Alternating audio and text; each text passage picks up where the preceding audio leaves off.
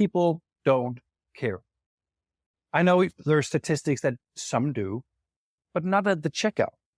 The reason for that is we've been completely brainwashed by since the digitalization of travel and all the comparison websites. We only look at price.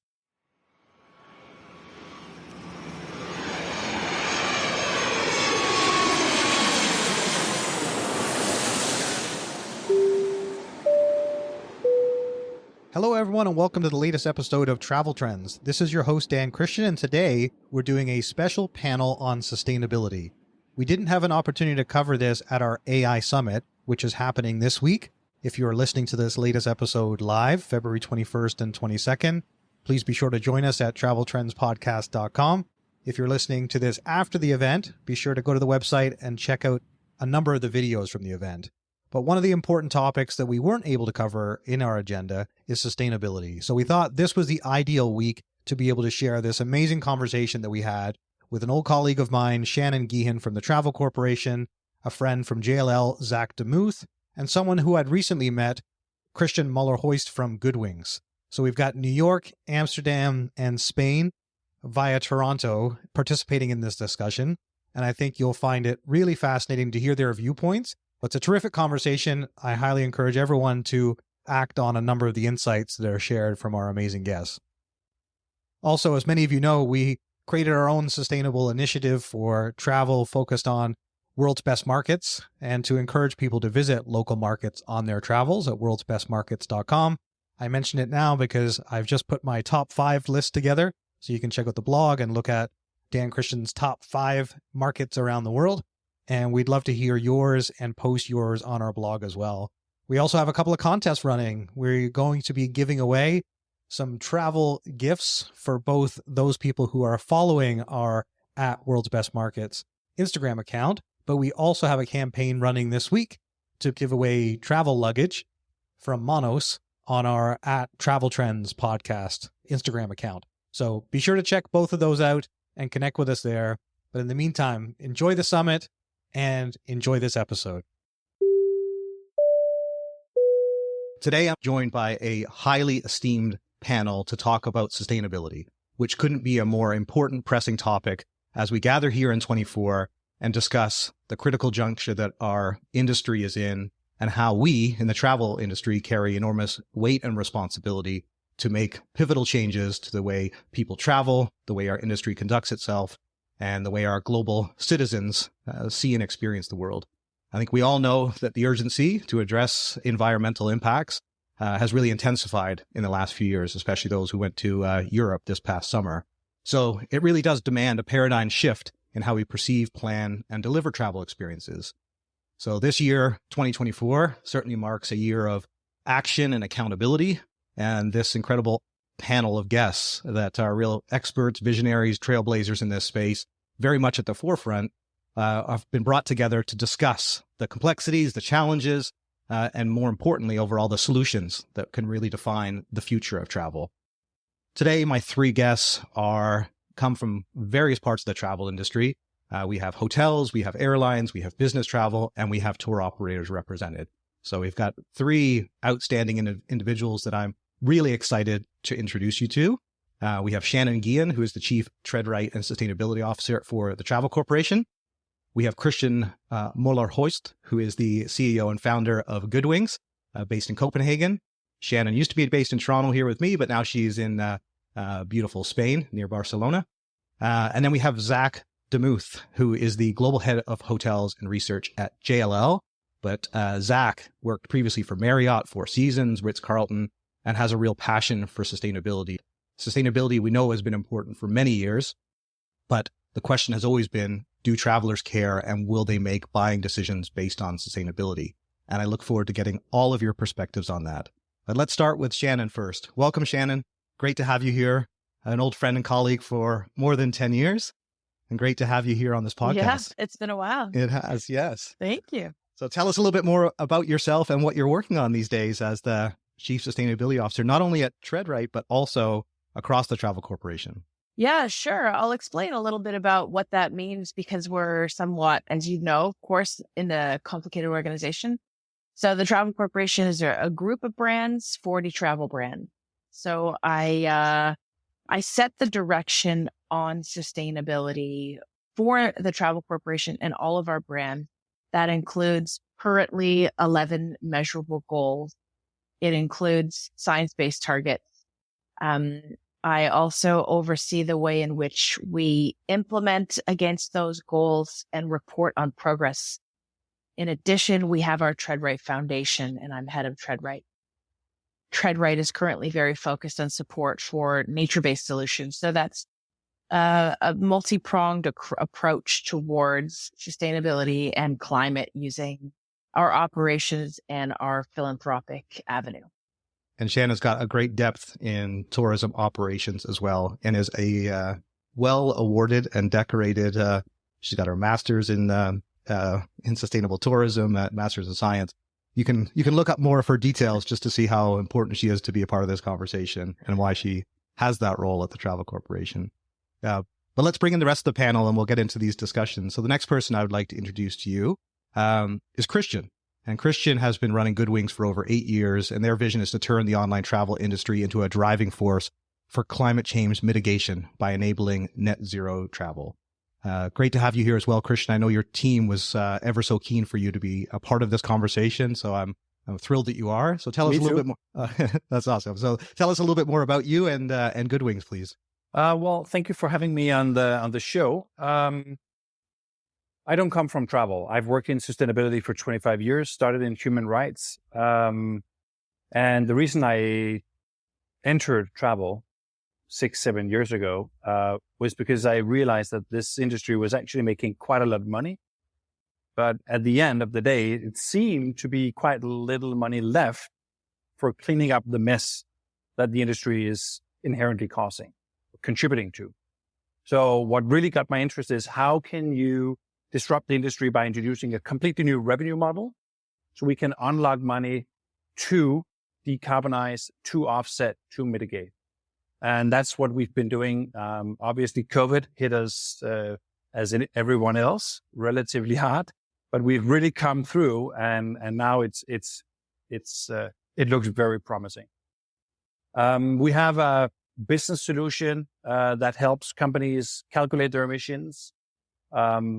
We help co-finance solutions like biofuel, reforestation, and then we sum everything up in an annual report. As you're probably aware of, companies in Europe are increasingly required to report on their greenhouse gas emissions with the new EU regulations. So the mid-market is what we focus a lot on. That's great. Perfect. Thank you, Christian. Really looking forward to having you part of this discussion, which is where, as I bring Zach into this conversation as well, I really want our conversation today to inspire others to ignite ideas, foster more collaboration, and inspire actionable change. And I think that's why air travel and hotel travel are two certain important, very significant contributors, and what the steps that we can take. So bringing Zach now into the conversation, who has extensive experience at all of those impressive global travel brands I mentioned, Marriott, Four Seasons, Ritz-Carlton, and then JLL, who I've worked with. And yeah, first off, thanks so much, Dan, for having me. I definitely remember meeting you in, I think it was Las Vegas. Ironically, talk about sustainability in Las Vegas. We can get into that, but it was great meeting at the Virtuoso conference. So I in my current role, I lead hotels and hospitality research for JLL Hotel Hospitality Group. We're a global company. A lot of you probably know us for our non-hotels business. We property manage office buildings and retail buildings across the world. But our hotels business is predominantly focused on advising hotel owners, operators, brands, kind of everyone across the ecosystem around how to maximize value of their asset, whether that's through asset management or potentially looking at a disposition, acquisition, portfolio, et cetera. And for me, as Dan, as you mentioned, I've worked across the entire travel ecosystem, everything from distribution, revenue management, now advising hotel owners. And I think what really has struck me over the past few years is learning that, hotels are perhaps unsurprisingly the largest users of energy and water of any other commercial real estate asset class globally. And again, that perhaps is unsurprising given that hotels are 24/7 beings and there are, give or take a couple 100,000 hotels in the world. But when you think about that, you think about the enormity that hotels, the impact enormity of hotels have. It really makes you question and wonder why there isn't more being done on both an operational level and then also on a building level to make hotels more sustainable. And I think part of that is because there hasn't been historically that much evidence on what opportunity there is from a profit perspective. And then also, are you going to be able to generate more revenue, and do consumers really want this? So our research has looked at really what this means. And there is an opportunity, not just to generate more consumers. Consumers do want this. They've increasingly both suggested they want this and will pay more for it. And then I think perhaps more importantly, there is a massive opportunity from a profit perspective, not just for hotel operations, as you mentioned, recycling your towels, but I think there's a lot more than that. And then as you go to potentially dispose or sell your asset, there's clear evidence in many parts of the world that you can do so at higher premiums, potentially unlock new financing opportunities and unlock new sources of capital. So I think what we're seeing is across the entire hotel ecosystem, we can get more into this, there is a real compelling case for implementing sustainability tactics. That's great. Thank you, Zach. And what stood out to me in the conversation that we had and when we did first meet was your passion for this space. And that was certainly evident in working with Shannon for many years and coming to know Christian. But having the three of you here who clearly share a common passion for sustainability, it is real and it's meaningful. And that actually is a great segue to my first question for Shannon, which is about greenwashing, which is the complete opposite of having three individuals like you joining this conversation. And so, Shannon, the question I wanted to ask you is that, having worked with tour operators for many years, we do understand that this actually was likely more important to the audiences that they speak to than in some other sectors of travel. There's definitely greenwashing out there, and you're an expert to be able to distinguish between what's real and what's not. And not only having worked together, obviously, Brett Tolman, Dave Hosking, the senior executives and leaders of the Travel Corporation, having worked with Brett for many years, the sustainable mission is very real. Obviously, he founded Tread Right. He brought you in. And so I wanted to start with you because I know it comes from a very good place at the Travel Corporation in your role. So tell us a little bit about greenwashing, the risks that it poses and how to avoid it. Yeah. Greenwashing is really interesting. I feel as though each time I consider the topic or I'm speaking to anybody about the topic, it changes ever so. And, I've come to realize that often it's very much exacerbated in some case based on the recipient of whatever information, their knowledge and their experience and their understanding of the grossly overused word that makes everybody's eyes glaze over, sustainability. And all of its, hideous siblings, regenerative, transformative, whatever you call it, I don't care. But there's a real, we've just heard that businesses will identify the pursuit of sustainability as, bringing them greater profit.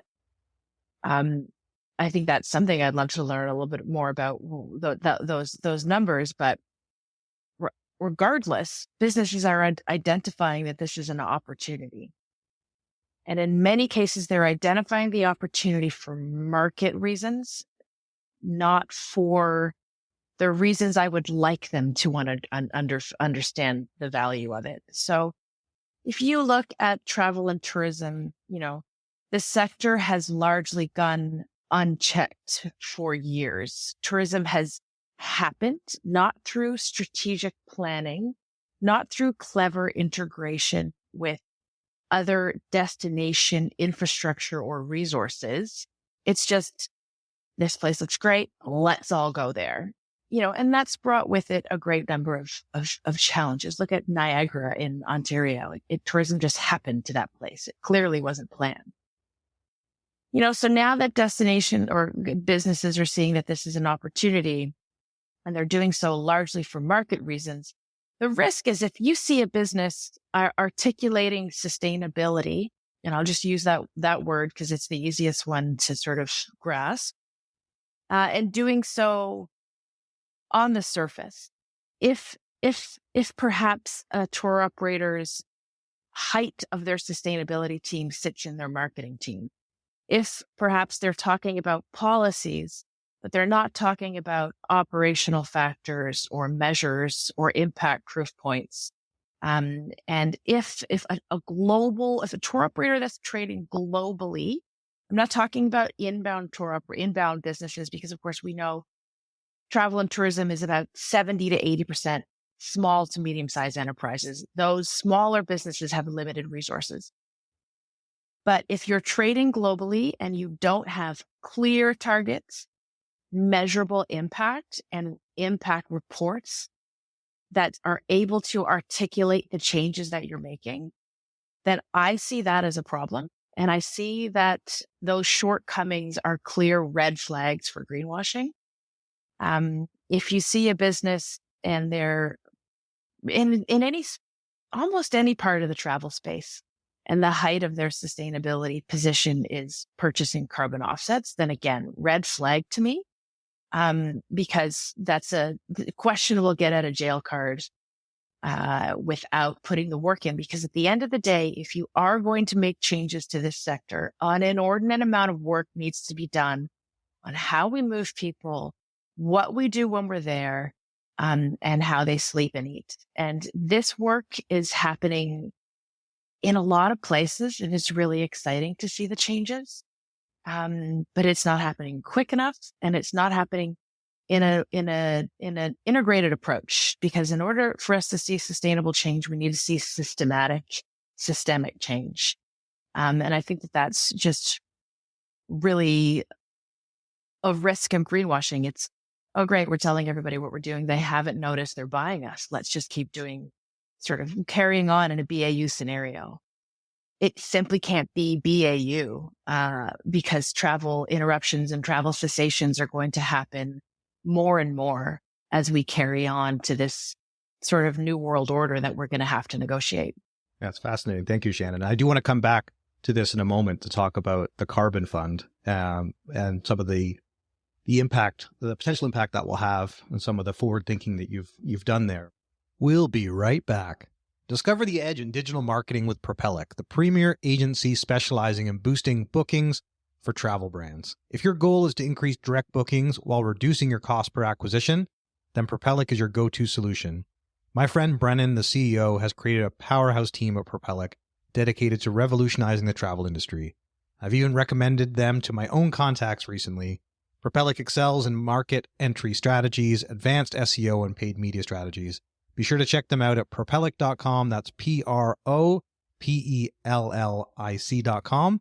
And remember, for our Travel Trends listeners, they're offering a complimentary marketing evaluation. Just be sure to drop our name. Now, back to the show. I want to bring Christian in the conversation now as well, because if we think about business travel and airline travel, so just for context, I mean, before the Travel Corporation, I worked at G Adventures. The Planeterra organization is core to their sustainability initiatives and working with local communities and really building that into the experience. And so I came to understand the importance of that. And prior to that, I was at Lonely Planet, and this is what it relates to you, is that when I started at Lonely Planet, Judy Slatier, who was the CEO then, she brought in a carbon neutral policy, and anytime we were booking international air flights, or any air flights for that matter, we had to make sure that they were carbon offset. And that was the first time I'd heard about that. That's going back about 15 years. For me, it was Lonely Planet carbon neutral, G Adventures, and the Travel Corporation, and seeing sustainability become more important to the overall travel experience. You, as you just mentioned, 25 years in this space and 8 years with Goodwings in particular. I would love for you to tell us a bit more about the trends that you've seen in sustainable business travel, and specifically this idea of carbon offsetting versus biofuel and other ways to make air travel. Because I think one thing we've seen is that just making people feel guilty for traveling is probably not the best approach, but you can help us educate us on that. I know Europe, where you're based in Copenhagen, there's been a big effort to get rid of short haul flights and encourage people to take rail, for example. Please tell us the trends that you're seeing in business travel and airfare. Well, throughout the years, we've experimented a lot, and we've also pivoted the business. We started actually focusing on the leisure market. And to be honest, we gave up. It was completely impossible to do the right thing. The only fallback was to sort of greenwash our way out of it. And we chose not to do it. I would rather shut down the business if it came to that. So, and the reason for that is people don't care. I know there are statistics that some do, but not at the checkout. The reason for that is we've been completely brainwashed by since the digitalization of travel and all the comparison websites. Even I have 3 boys. When I started Goodwings, my 10-year-old boy at the time said, "Hey, Hotel Trivago." And I was trying to, no, Hotel Goodwings. We're only look at price. And then you can try to inform and you can try to educate, but even the most experienced climate professionals I know, they still don't really know what type of offsets, how to take additionality into account, what type of offsets were the Guardian targeting and their criticism back in March.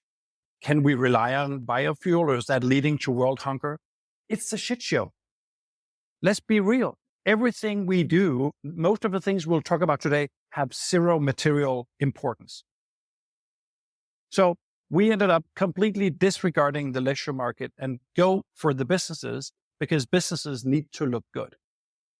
That's the it. If they want to attract capital, if they want to attract business and talent, they need to look good. Now, it's actually becoming of great importance. Also with the e-regulation, they have to disclose their environmental performance, and they have to set reduction targets. They have to get into the game and understanding and navigating all these solutions.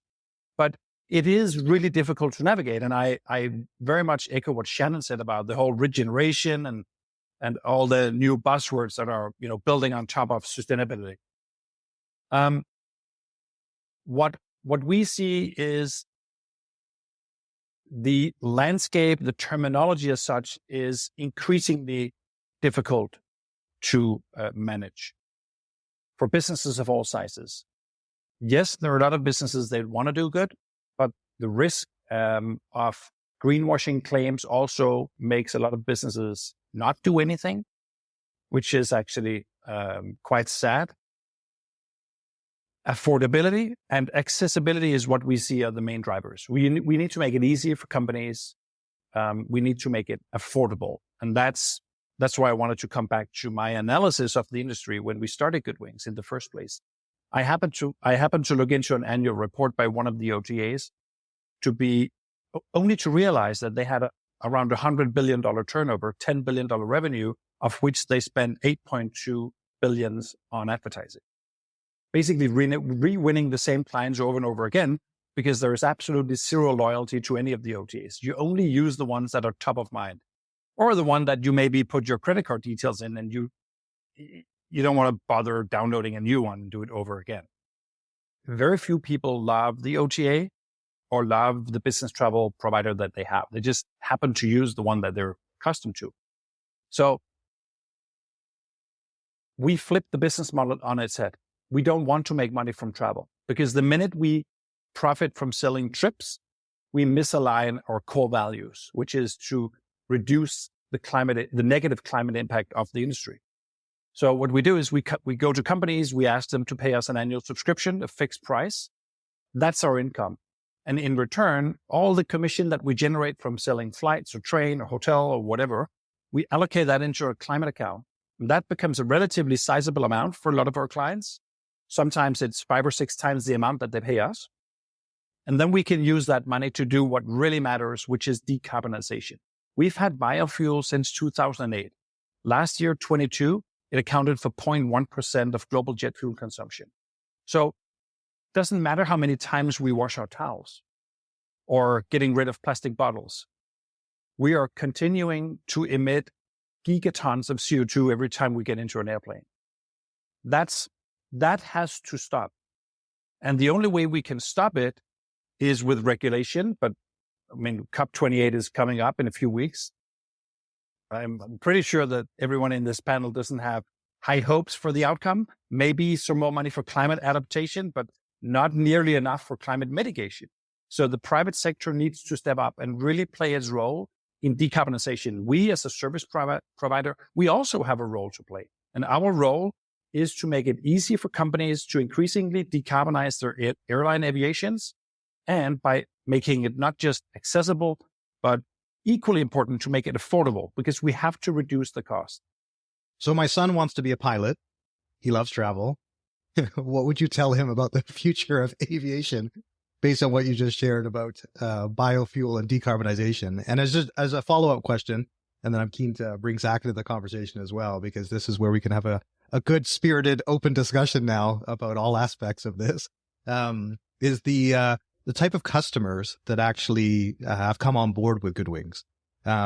So in terms of understanding that it's not the leisure traveler, it is the businesses that you can connect with. I mean, can you give us an idea of the types of companies that you're seeing that are embracing Goodwings, that are willing to make that change? Because I think we all agree with much of what you said, but it's... Yeah, this is actually quite funny, because I have constant or continuing discussions with my marketing officer around that, because he would love to build an even more predictable sales model.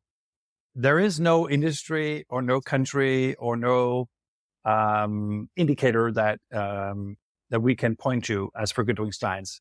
What we can see is it's in the hearts and minds of the leaders. It's the leaders that see, oh, I have a role to play and I'm going to do it. Typically, we're attracting mid-sized companies, so typically anywhere between 50 and 1,000 employees, mostly Europe. Canada is actually going really well for us. Australia, we've had zero success in the US. I know there are some US companies out there for us, but well, the first question, even from the B Corps, is what's in it for me? I'm like, you're B Corp. I shouldn't be telling you that. We'll reduce your emissions.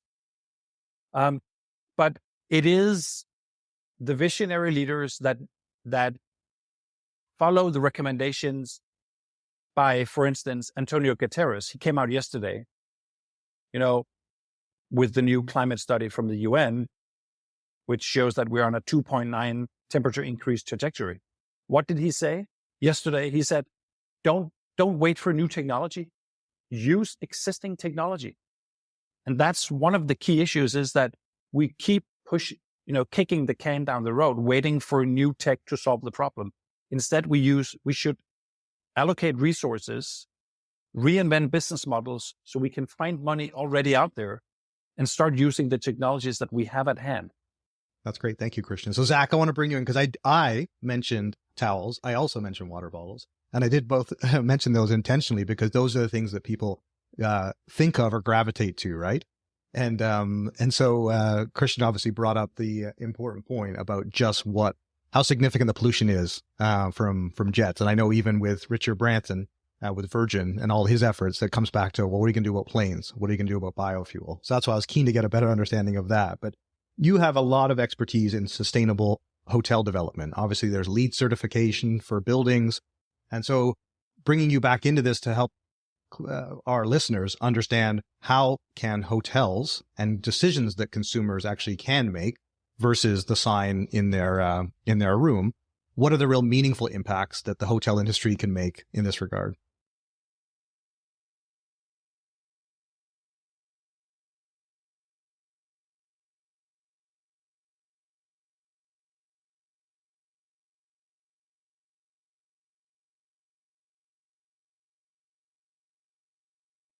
Yeah, no, for sure. It's actually, funny you brought up recycling your towels and plastic bottles. I actually think that is, as much as I hate to say it, a form of greenwashing. To Shannon's kind of earlier point, it makes us all feel good, right? We're not throwing our towels on the floor every day, and therefore they're not going through the wash cycle, and we're not using a plastic bottle. And yes, on some relative basis, there is a positive impact there. But to Christian's point, that's not really moving the needle in the long term. There's much more important things that have real long-term impacts. So I think it kind of starts, you kind of have to think about it in two separate ways. Hotels are obviously operating businesses, as we all know. We've all stayed at hotels, I'm sure, many times. And so there's the operating side of hotels. And then, of course, there's the real estate side of hotels, which is the building itself. So I think starting with operations, yes, there are some small things we just talked about, recycling your towels, not using plastic bottles. To me, those are table stakes. It's a bit sad to me when I check into a hotel nowadays, and I won't name any names, but I've done it at least 3 times in the past month that don't follow these basics, that don't have the sign, that do use an inordinate amount of plastic bottles. that don't have the single use, or that do, have the single use shampoos and everything. Like, to me, that is incredible and a bit disappointing that we still have to have that conversation in today's world.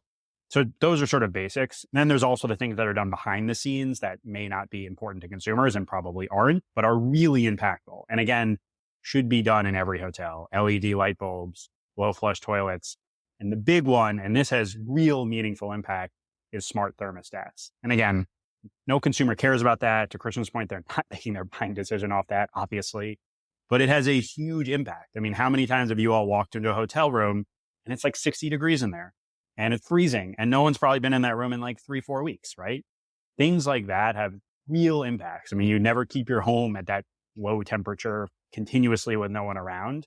Why would you do it in a hotel? And it has real impact from a financial perspective, has real impact from a sustainability perspective, has real impact on your product as well. So I think, again, those are small things, but do have meaningful long-term impacts. The average hotel in the US is about 800 or 900 rooms. That's a big hotel, right? You think about how much energy they are wasting on a daily basis, not just in their rooms. Look at COVID, right? COVID has most negatively impacted group business. So large convention centers are generally sitting empty in hotels, and yet they're still running the AC constantly. Again, there's some level I get you have to run to maintain, mitigate mold, et cetera, but you don't have to be at these low temperatures at all times. So I'd say that's the operating side. And those have real, meaningful, positive impacts from a hotel profitability perspective. I think one of the challenges continues to be, and I'll definitely echo Shannon here, is there's no measurability. It's still shocking to me that most hotels, and we work with all brands, so I'm not naming any brand, we work with independents, we work with basically all types of hotels, select service all the way up to luxury. Most hotels can't tell you on a weekly, monthly, annual basis how much power they're using, how much water they're using, and more importantly, how that relates to their competitors, whether it's their localized competitors, their global competitors, however. So we as an industry have it's really hard to impact something you can't measure. What isn't measured isn't managed, right? We as an industry have a long way to go. And there's some really great organizations out there, and not related to JLL at all, but one is Greenview, based in Singapore. They work with Cornell and their Hotel Sustainability Index. They're making great inroads. I think they have about 10,000 hotels in their study, which is awesome. But as I mentioned earlier, there's a couple 100,000 hotels in the world. So we're still at a massive delta for how much measurement there needs to be. And I think until there's consistent, standardized measurement, it's going to be really hard. Unfortunately, as much as I'd love hotels to do it altruistically, it's going to be really hard for hotels to consistently implement that without doing, the greenwashing, recycle your towels. And then the other side of that is the buildings. And there's so much that can be done there. I think LEED certification is a great start. But there's so many things that can be done without hitting these certifications. As an example, obviously the materials that are used to build hotels, not only the materials themselves, how are they sourced? We all know what the impact of supply chain is on sustainability, but that's becoming so important. Always has been, but I think hotels are starting to pay more attention. I also think the way in which hotels are constructed, does a hotel have a centralized kitchen? Do you need to have laundry in every single hotel? I mean, is that really necessary? The amount of power, water, et cetera, that takes. So I think there's a lot that goes into that. And we're seeing, again, more and more the hotels that have these demonstrated, again, I'll use the word sustainability, but obviously it could be much broader, in the way the building is built and the operating, they have real clear profitability gains, which again, I understand it shouldn't necessarily be about profitability, but particularly in the US, that's what drives things, and even globally to some degree. And then more importantly, I would say, when hotels ultimately get sold, we're seeing more and more, and there's some great examples in South America, Latin America, tons of examples in Western Europe, growing examples in the continental US. I do have a follow-up, but I'm going to come back to it. Just that when they go to sell, they are selling for higher values given the carbon fund. But do not have we'll these be in right place. back. I wanted to let you in on a little secret. I recently had the pleasure of meeting one of the least known but more successful travel AI startups. They are aptly named travelai.com, and they are based in Vancouver, Canada. I'm really pleased that they have agreed to be one of our founding sponsors of not only the Travel Trends AI Summit, but also our podcast. Travel AI shares our vision that the applied use of AI is going to disrupt all facets of the travel industry and help users in a more efficient travel market for both the demand and supply sides of our industry. You can learn more about their plans at travelai.com or join us at the Travel AI Summit to hear their vision for creating a better, more personalized travel experience. Now, back to the show. Essentially, if someone's going on a guided tour, they have to fly there because it's typically an international trip. So they have to get there. They're going to stay in accommodation because they're going to travel around on a coach and they need a place to stay. And what Shannon's been working on is tying that all together. So looking at the complete view. So Shannon, why don't you talk us through like that carbon plan to help travelers who are listening to this? That's why one of my follow-up questions is about OTAs and the fact that you're seeing tools like this being implemented. And I wanted to know from each of you if that is similar to the towels or that's a step in the right direction. So I want to come back to that, but I don't want to get consumed just in that minutia. I want to stay broader and look at the overall impact. So Shannon, please tell us a bit more about the carbon program that you've put in place and the carbon fund rather, and how that works. Sure. Yeah. I would say it came from a lot of circling the wagons. So there was a period where we engaged in carbon offsets. It's somewhat regrettable and was a little bit peer pressure I succumbed to. And I believe offsets had a place and do have a place. I believe, unfortunately, the system was broken, and it's like many systems that we get our hands on. It's like banking. It's a really great idea, and we just kind of messed it up, which is really unfortunate because, you know, in the sort of the public's eye, they don't see what additionality is, what co-benefits are, what a quality offset is against something that has been recently called out on probably multiple articles of The Guardian. So we engaged in those for a time, about a year. The trouble was, or the benefit was, as we were going through the process of measuring our science-based targets, so verifying our baseline, which was a very rigorous, difficult process for us because there is no guidance for tour operators. Moreover, we're a very disparate space and difficult business to understand. So we had to do a lot of teaching with SBTI on what is it we do? How do we work? Well, no, wait a minute. We're not a unique tour operator because we're an asset heavy tour operator. And that indeed is rare. However, it's really unique and it's a great opportunity. So what we did was we shifted that thinking from offsets. You know, we had already gotten the business to a point where, yes, we understand we need to invest. So it wasn't a very difficult for an asset heavy business for me to say, yes, we do need to invest, or we need to invest in ourselves. So we developed our carbon fund. And what this is, it's a per pax cost per participant that goes into a central fund shared amongst all 40 brands, contributed to equally based on the carbon footprint of that brand as it trickles down to the PAX participant. That money is held centrally and it is reported on its use annually to ensure that it's for transparency purposes. And the fund's purpose is solely to invest in our business's decarbonization. So, you know, that's a whole gamut of things. So I hear you talk about new hotels with envy because every hotel of the 13 that we own in London is a listed property. So you can barely get building envelope changes. You can barely get double glazed windows. You know what I mean? Like it's difficult. But we have just gone through a number of initiatives with our carbon fund. So for instance, energy audits at all of our hotel properties with now pathways to reduce energy use by 50% across all properties. That requires a significant amount of upfront investment on our behalf. And those investments have all begun at our London properties. And now we're moving on to South Africa and Ireland. So in order to make them as efficient as possible, we have maxed through our carbon fund, our renewable energy generation capacity, though we're going to take another study to ensure there's no missing opportunities there for us. So we're using that money to invest in the business 100% for how we can draw down the carbon footprint of our business. But again, because we're asset heavy, we have some unique opportunities on scope 1 and 2. Scope 3, to use an earlier term, which is a favorite, is a shit show. And that's where, we are somewhat unique again in that we own about 500 plus vehicles. So that's not common in tour operators where you typically see a contract environment when it comes to transportation. So we have already begun to invest in HVOs, post-consumer HVOs. I was feeling really critical to acknowledge that. And for instance, Kentucky, one of our brands, is going to reduce the carbon footprint of select European itineraries by 20%.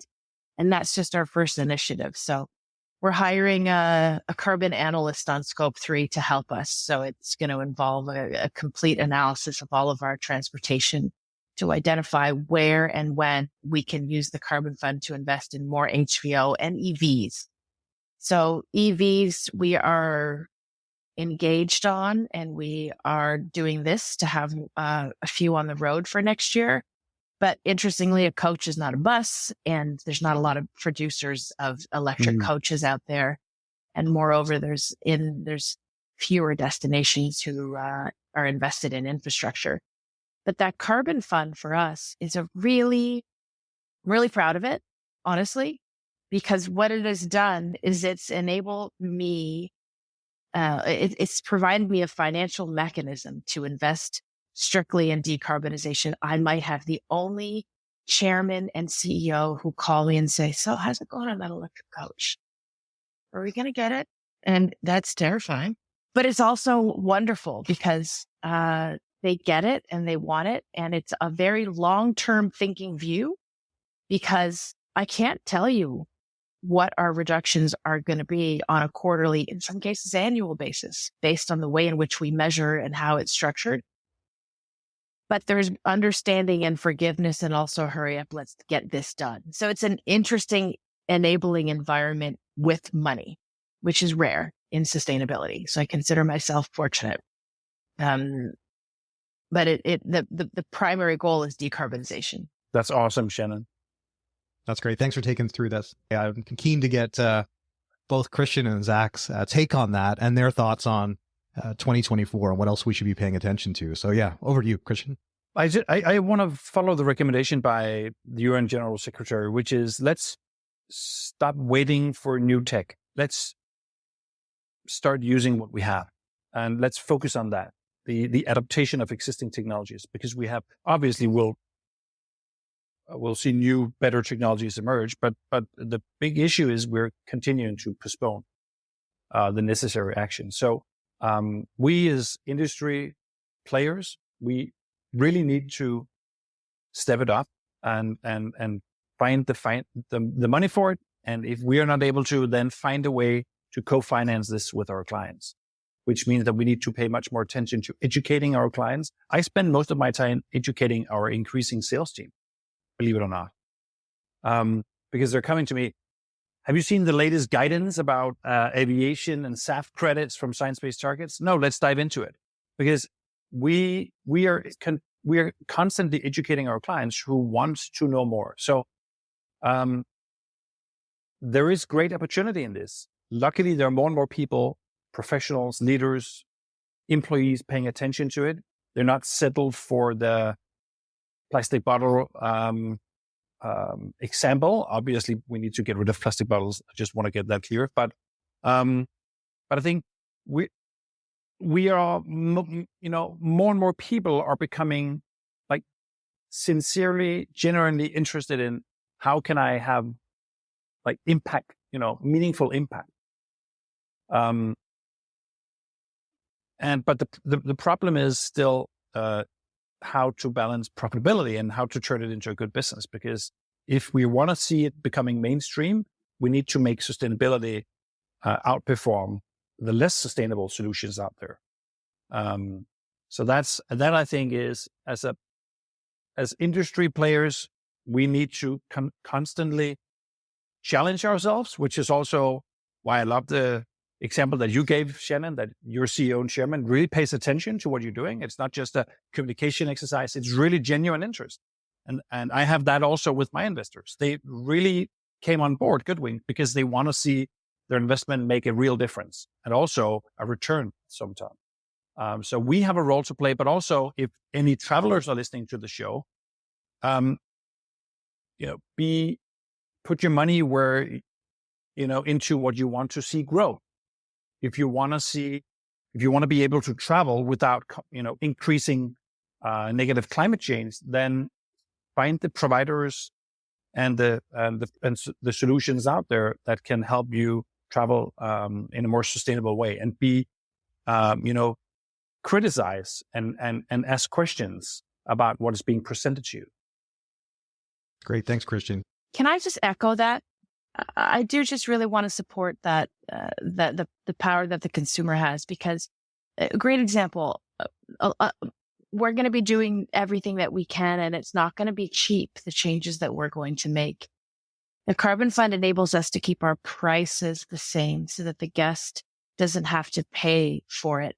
That said, absolutely, when a behavior changes from a tour operator such as one of ours, Trafalgar, Kentucky, Insight Vacations, Uniworld, that is going to leave some open space for somebody else to slip in. And so you're going to see this interesting evolution transition over the next several years.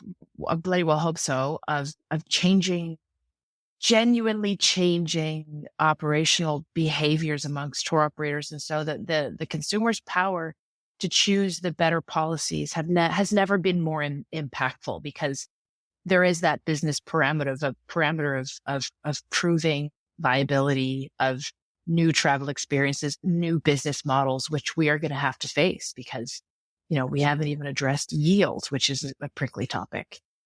So yeah, I think it's just really a powerful tool on behalf of consumers. But I think, and I totally agree with you, but I think one of the incumbents upon us in the industry is doing a better job communicating that to consumers. I mean, I think, Christian, you brought up the OTAs. I agree. No one's really OTA loyal as far as I've ever met. Some of the OTAs, Booking.com, as an example, has done really good jobs of communicating small sustainability, things or features of hotels to consumers. And I think, as much as I hate to say it, and I don't know if they're actually vetting those well, or they're just putting that stupid little green dot or whatever it is, but consumers gravitate to that, right? I mean, I hate to say it, most consumers, we're all experts in travel, but most consumers don't travel that frequently and are looking for ease, right? And they look for green dots, or they look for Google's, carbon up or down, right? And that is how consumers make their buying decisions. So I think it's incumbent upon us in the industry to do a better job communicating. The brands, they might do all these great things, but they do not communicate it to consumers well at all. And I think, as consumers continuously say that they're willing either to potentially pay more, or at least choose a sustainable hotel versus one that's not, how are we communicating to that? Because, yeah, Shannon, I completely agree. Like, it is the consumer holds tremendous power, but how are we communicating that broadly across the entire travel spectrum? Shannon, I know your adorable kids might be running in the door any moment. So I want to get your additional takes on our conversation today. And I will hear them first. Don't worry.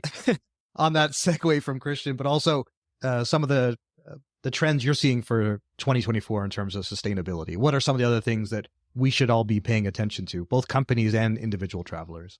Sure. Yeah. We've got a few announcements coming up. We're going to be taking a very less is more approach. Let's put it that way. Less unnecessary stuff.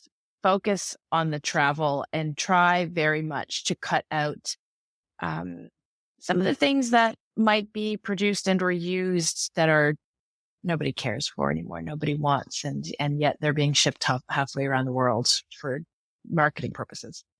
But we're also very focused on changes that are going to be made, where we've got a whole team at the Travel Corporation dedicated to what is the future of travel look like for us. Because I think, we're any business who thinks it's going to be a business as usual scenario for the next 10 plus years is kidding themselves. The position that sustainability for us is, at our business, sustainability is seen as resiliency, risk mitigation, future proofing. I haven't had to explain the business case for years. I think that I would probably snap if someone did ask me to explain the business case. But I also think that, going forward, you're starting to see it's an interesting time in the marketplace, because I also don't believe guests are going to pay for sustainability yet. I've seen a lot of traveler sentiment surveys, but I think I worry that's virtue signaling. And I'd like to see that starts to shift when it does come down to paying. I also use Booking, and I also use their green labels, even though I've also been on the other side as hoteliers, filling in that information. So I get how it works, but it is something that articulates to the consumer what a destination and business is doing, and call them out when you get there and your room is full of plastic water bottles, because inevitably, it might be, not inevitably. So I think that consumers are becoming more switched on. I think that we have this interesting place where consumers just expect this of us now, because it's 2023. Why are you not doing things in a way that's environmentally sustainable? And I think that, yes, companies need to really be aware of that. I don't think that they're going to see it in their revenue. I think they're going to see it first and foremost in their social license to operate, which you can quickly lose, quickly. And once it's gone, good luck in getting it back, So I think that if you deal with the UK, if you deal with the EU, the US market, life-wise, sort of same, lesser challenges. But in the EU and the UK, you have to be very careful with what you're saying on sustainability. And so just make sure you can back it up, and then you don't have to be so fearful.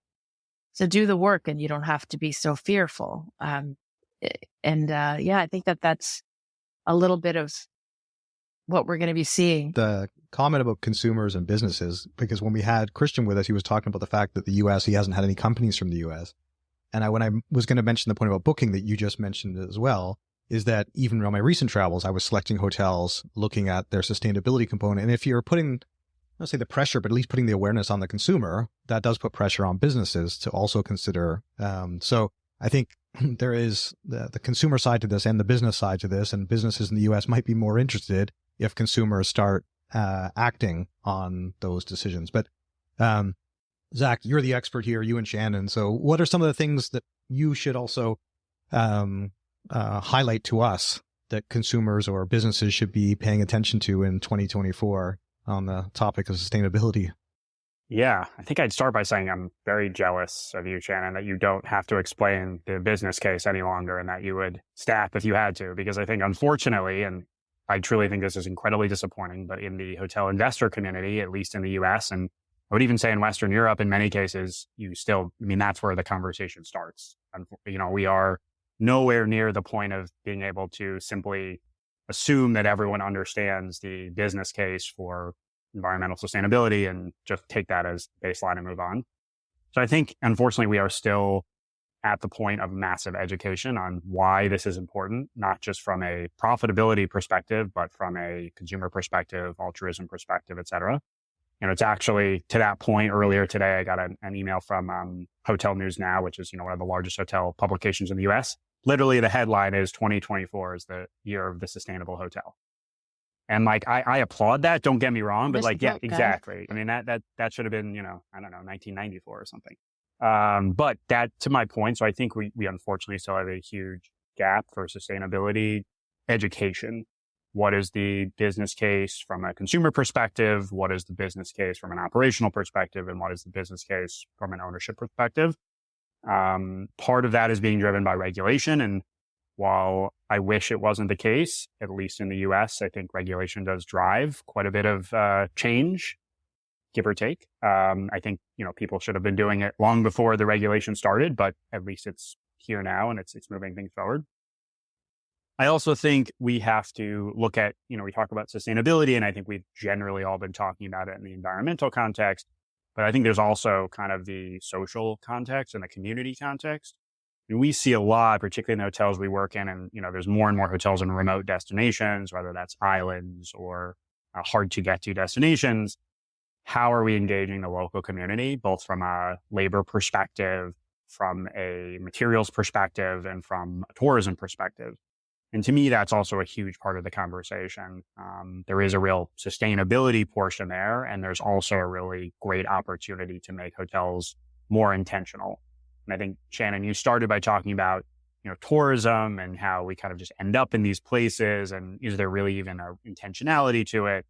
And I think that also has to drive a lot of the conversation. We talk a lot to hotel developers, and they want to develop hotels in destinations that don't yet have hotels or don't yet have infrastructure, don't yet have this. And that's great. There is a consumer need, but is that really the best way to go about it from a tourism perspective? And if so, how can we do so intentionally? And I think that the final thought I lead is, we do a lot of work around emerging destinations and emerging economies, and India now being the largest population in the world. And what does that mean for global travel and global travel flow? And I think it presents a real opportunity for us to really, as a global travel industry, think about how do we create intentional tourism for what is going to become the largest outbound and potentially inbound country in the world.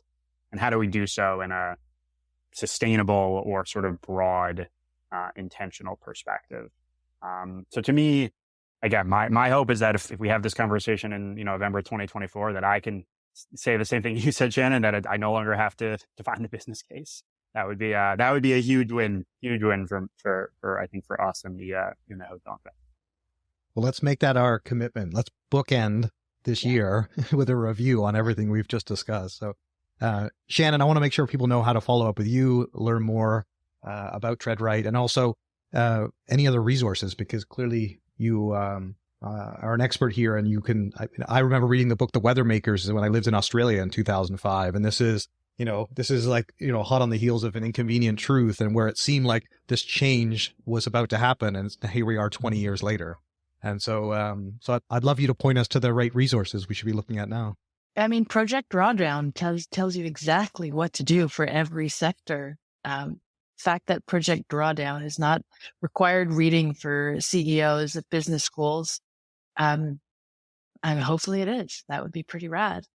In terms of sustainable tourism, as we know that to be, we do have an impact hub, impact.ttc.com. And what that does is it provides a lot of resources. So our Make Travel Matter checklist, that's where all of our impact reports live. That's where you're able to see what our methodology is, what our methodology and criteria are on Make Travel Matter experiences, which are experiences that I outline and identify utilizing the framework for the UN SDGs.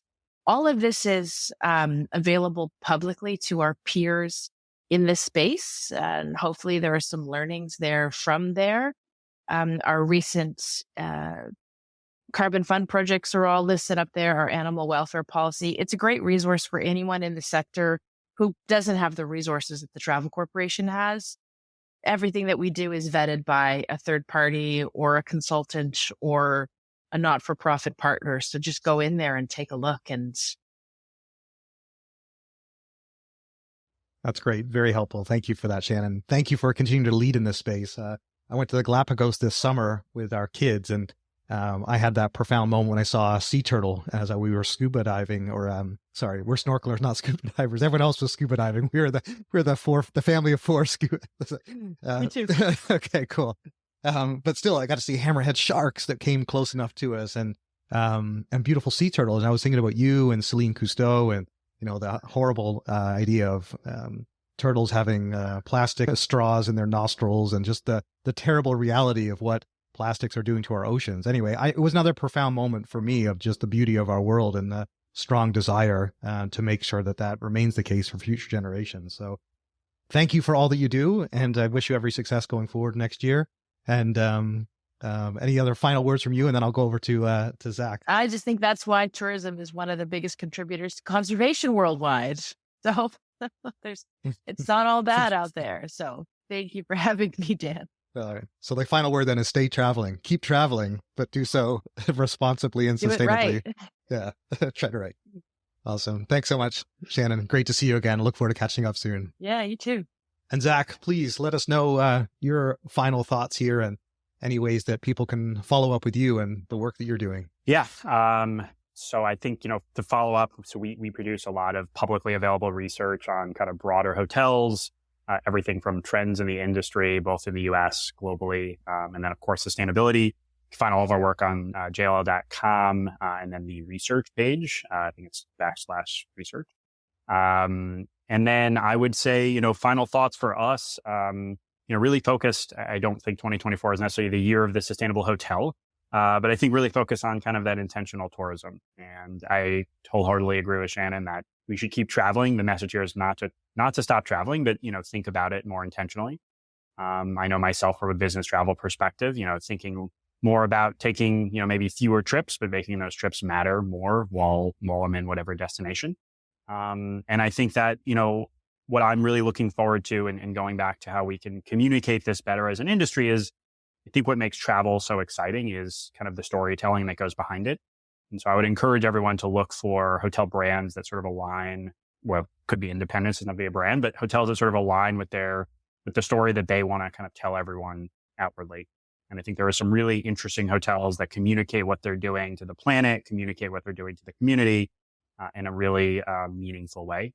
And so my thought is continue traveling, but maybe think about it a little bit more intentionally moving forward. That's great. Thank you so much, Zach. Please, Christian, tell our listeners how they can find out more about yourself and about Goodwings. Any other kind of parting, inspiring thoughts for 2024, please?